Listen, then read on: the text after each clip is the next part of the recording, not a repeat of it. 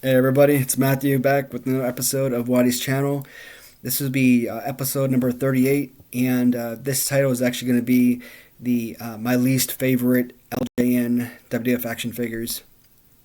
Now, this is actually a video I've been wanting to do, especially ever since I got into the my top 10 favorite and my top 10 least favorite Hasbro figures, and this is something that's been kind of like on the docket for me for a couple weeks now at least. And even when I was doing my tournament, I mentioned that this might be something I'd be into. The top 10 favorite, top 10 least favorite. I kind of have a feeling that a lot of folks that have been watching these videos know what my top 10 list is going to consist of as far as favorites. And so I don't know how much traction we can actually gain from doing a top 10 per se. But I mean, I think the least favorite is just a little bit more difficult to choose some figures. So I've talked about this several times when it comes to LJN or when it comes to Hasbro, for example. There are two toy lines I absolutely love. Even even my most hated figures, I still absolutely love. But so as difficult as it was for me to choose 10 figures from Hasbro for most undesirable, I should say, I think it was just as difficult to choose 10 figures from LJN that I felt like were just so terrible they had to be on a list of top 10 worst. And some of these figures I'm sure a lot of people will agree with. Others I'm sure you'll probably be fairly surprised.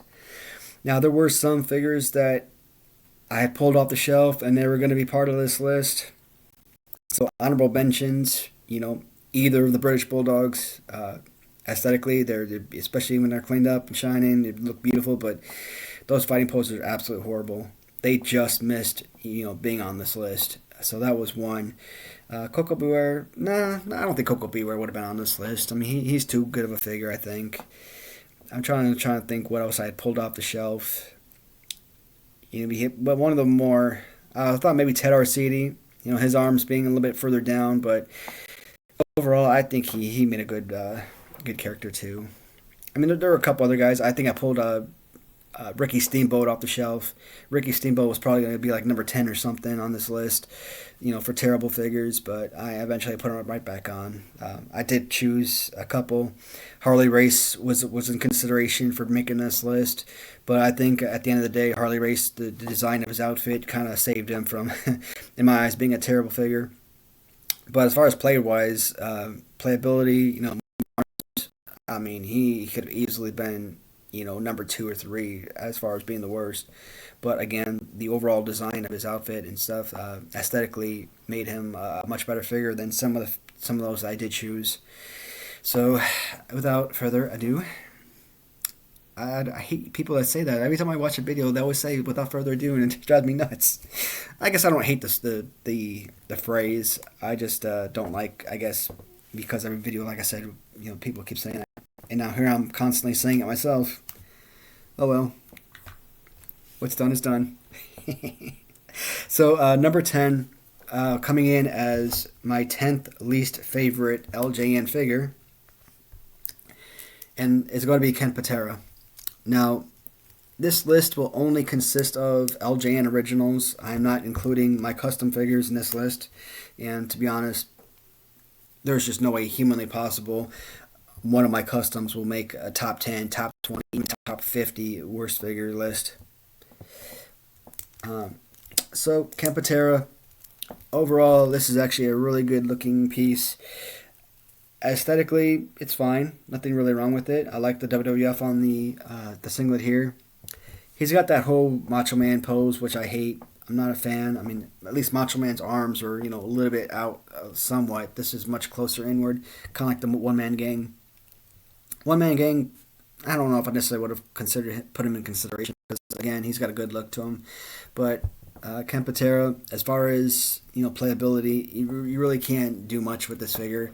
And for me as an adult, being able to put this on the shelf, really being able to enjoy the past, and not just the manufacturers of these figures, but the actual human aspect of who they're modeled after. Great piece. I like it a lot. I'm not gonna spend too much time on each character probably try and keep this video as short and sweet as possible. But again, Ken Patera, one of the worst poses, and that's going to put him on this list at number 10. My ninth least favorite figure, you can choose one. There's two different figures. They're both the same. Either if you want the pink suited or purple suited Tito Santana or the white suited Strike Force Tito Santana, you just have to choose the Strike Force version. Again, either or, doesn't really matter. This pose, you would think with his arms out like that this would be an absolutely phenomenal figure as far as being a kid and being able to play with this. But, I mean, what can you really do? You throw him against the line, you got like a little small, down low clothesline. You got to come up. Again, it's all about imagination as kids. But, I mean, even the body slam, I mean, horrible. And, you know, a lot of my, well, I don't want to say a lot of them, but a couple of my custom figures are molded after Tito Santana, like a Ric Flair, for example. And, you know, they always put the belts on them, and what happens when you put them straight down, the belts slide right off, and it's really aggravating. But, you know, beautiful figures, and the extra belts, you know, look phenomenal. But, again, playability and with the ability to actually be able to hold onto a belt, onto your shoulders, arms, this doesn't do it for me.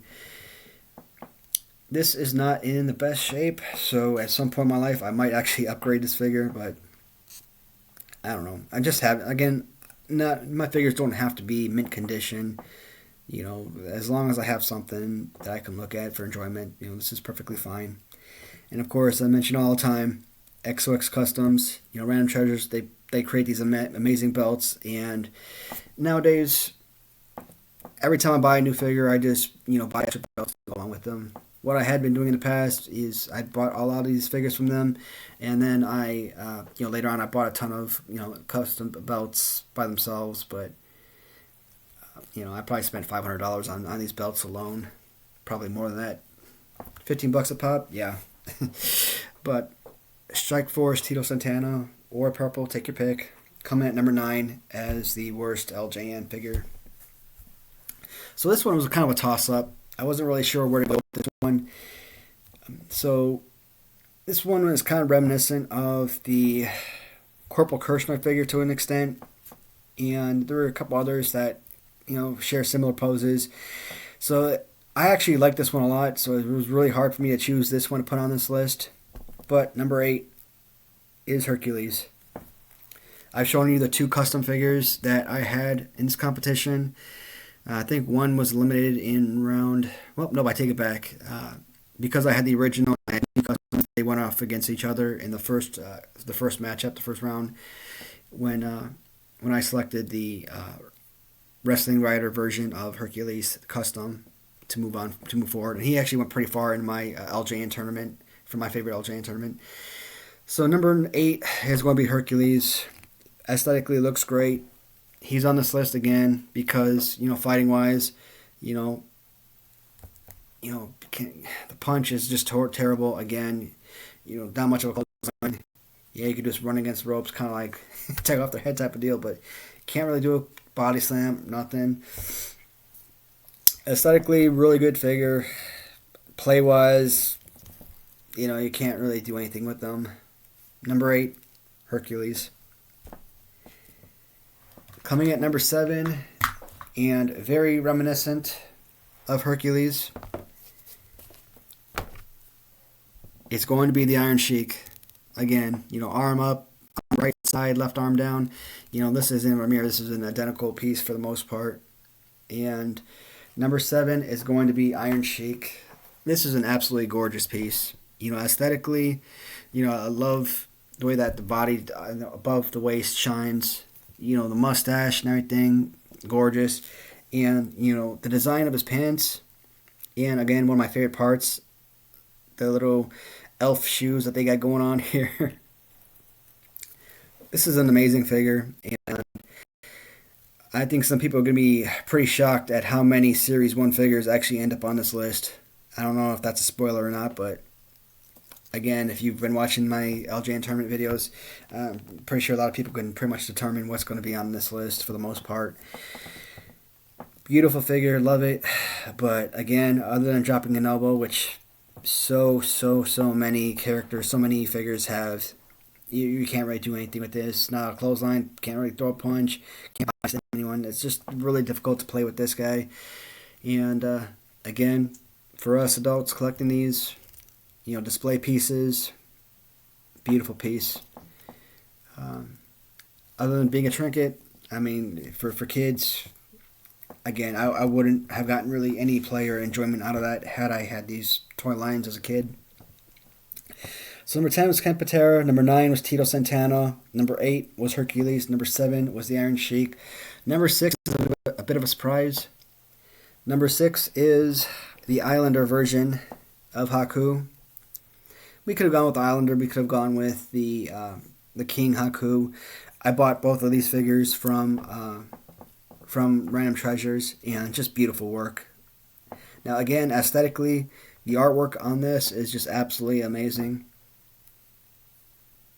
But what do we talk about play-wise? And you again with these arms up like this makes it as difficult to use for play as as a Patera type stance. You really can't do much with this. Obviously, if the legs are spread apart enough, you can make something decent, but I mean, this definitely is not a Galoob Sid Vicious type of body type. So, and I didn't know if I really wanted to put Haku on this list, not only because the Blackheart series I think are some of the best versions they've got, the best. Of course, Big Boss Man is one of the top figures as well. Ultimate Warrior was absolutely amazing, but Haku.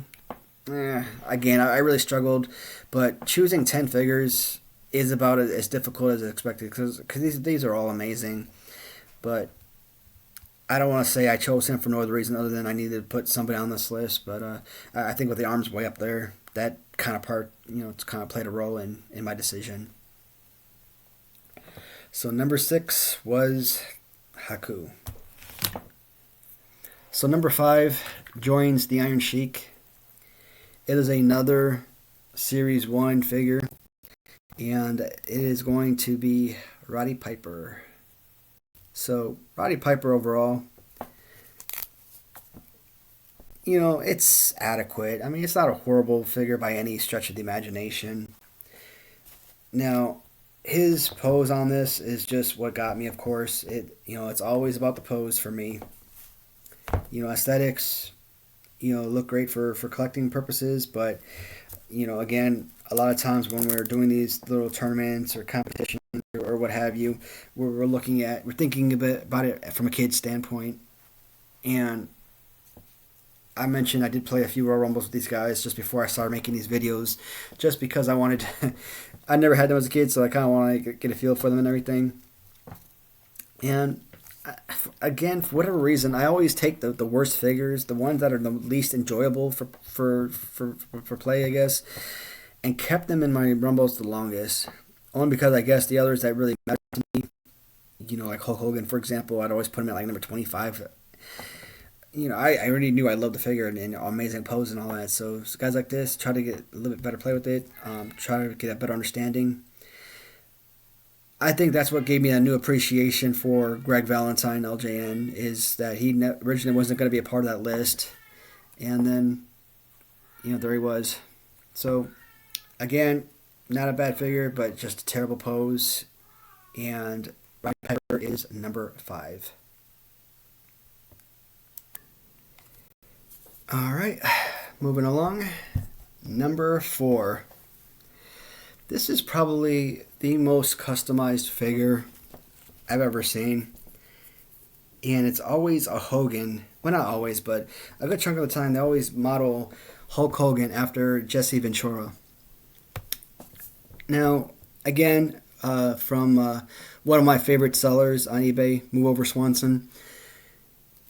I bought so many of the original LJN figures from him, and his figures are just, the way that they shine is just so beautiful. I mean, this is obviously a man that has adult collectors in mind, And so when he presents these figures, they're not beat up and raggedy.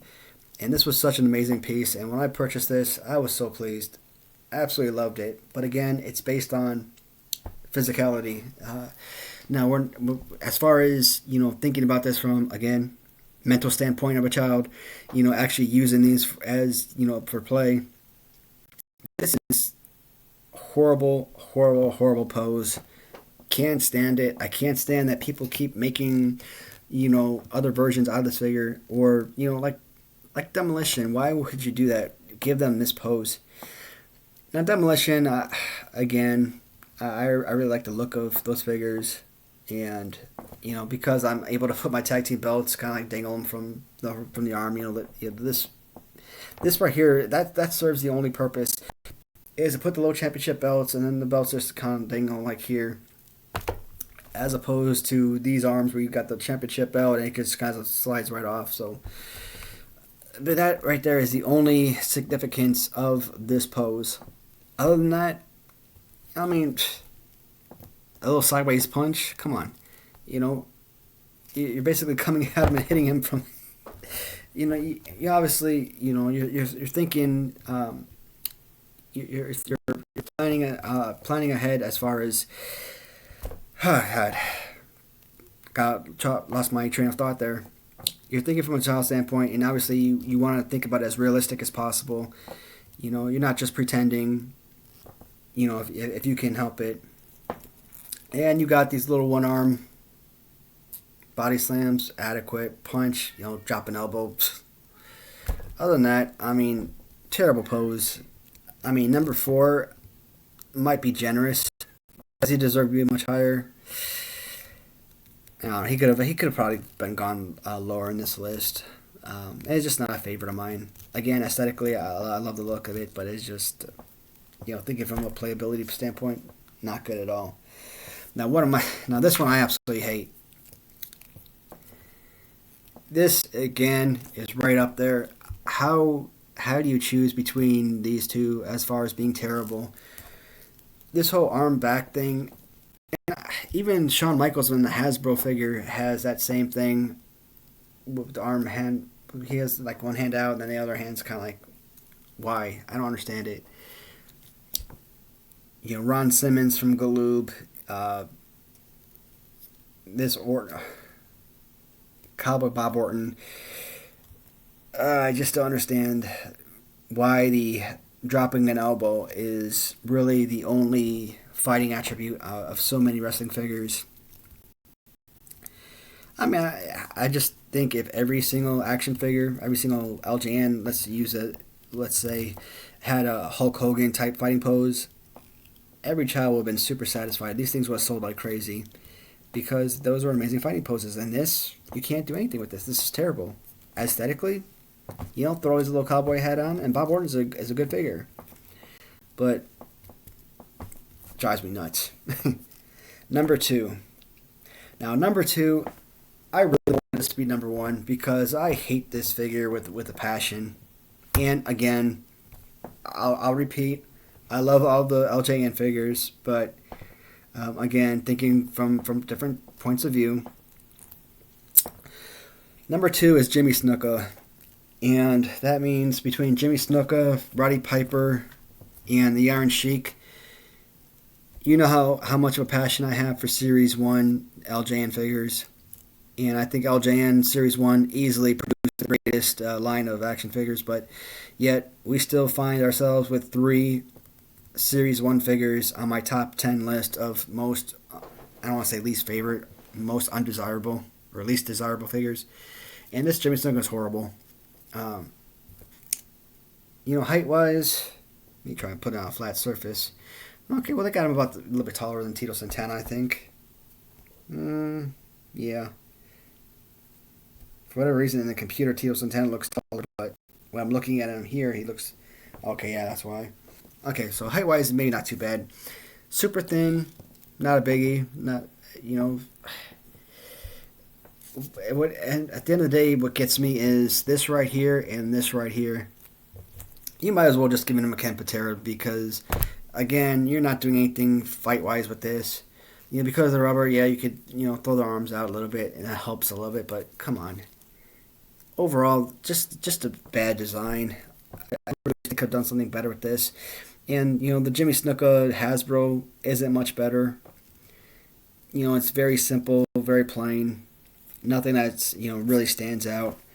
This Ken Patera, it stands out to me. But this, nothing really special about this one. Number 2 of the worst LJN figures, in my opinion, Jimmy Snuka. So number 1, no shocker there.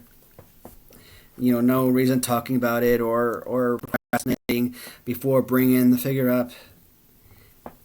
If I wanted to use this as a little trinket, put it on my, my mantle, my fireplace, throw it on my display shelves, this is a gorgeous piece. The design of the boots and the pants, the excellent color.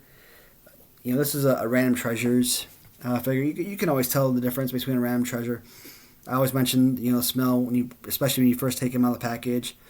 They kind of weirdly, but I don't know. So you can always tell by the shade of the color of the skin. Not quite the same, type of rubber color-wise as an original, but so Random Treasures, they did this one for me as well. Again, I could have gotten a beat-up one, original, spent $250 to $350 on it, or I could spend $130 and get a brand new, crisp, perfect paint job. Looks absolutely identical to the original. So, but number 1, it is Ravishing Rick Rude. And to see a second Black Card series, which is right behind, barely behind the Series 1 as far as my favorite series or series line of the LJNs, to see 2 figures on the top 10 is pretty bad, I would say. Did Haku really deserve to be on this list? Questionable. So again, aesthetically, fantastic piece, love it. The hands inside the pants type of thing, that's what makes this. You can't even drop an elbow with this pose. Ron Simmons Galoob from a couple videos ago I just made, that's the only reason why this figure right here, in my opinion, from again a playability point of view, is the worst wrestling action figure of all time. Ron Simmons Galoob is the second worst figure of all time. Because, of course, Ron Simmons has that fused hand to the chest. And, at least he's got his arm out where he can still drop an elbow. But, really, guys that can do that can drop elbows, I don't even consider that to be, worth mentioning anymore. Because there's just so many characters that can do that. Rick Rude looks great. If I go back in time and purchase these guys, and they said you can only purchase 5 figures, if I'm a kid and, I'm going for the Big John Studd, the Andre the Giant, the Hulk Hogan, but what do you think of the value? This right here, Rick Rude, I think Warlord, and the Ultimate Warrior, those are like 3 of just these ridiculously overpriced figures. And you know what? That's actually a good video, I think. Like I said, I spent a lot of time on eBay and purchased just a massive amount of collectibles. Maybe I could do a video about like some of the more, overvalued products out there. I don't know. More recently, I saw a series. It was Series 10 Hasbro Marty Jannetty sell for like $100+. Fantastic figure, one of my favorites. He's probably about a $40-$45 figure and selling for over $100. When I say things are getting crazy, I'm not exaggerating by any stretch of the imagination. So let's see if I could get these back in order. So once again, number 10, Ken Patera. Number 9, Tito Santana. And I'm hoping I got this in order correctly. Number 8, Hercules. Number 7, King Haku. Nope. I take it back. I think King Haku was number 8. And I think Hercules was 7. And that would leave Iron Sheik at number 5. Roddy Piper at number 4.